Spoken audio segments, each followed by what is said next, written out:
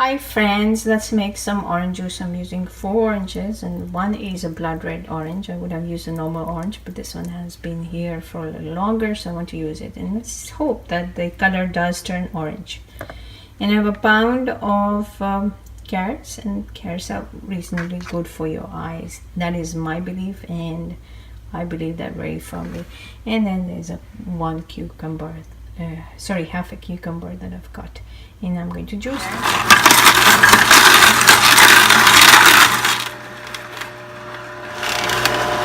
So here we go, we're collecting our carrot juice. Next goes the cucumber. You can see the juice is fast. And on these goes the oranges. You can see the oranges have given the juice.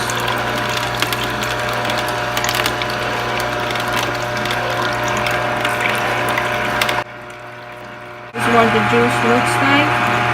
Just I'm going to add about a half cup of water.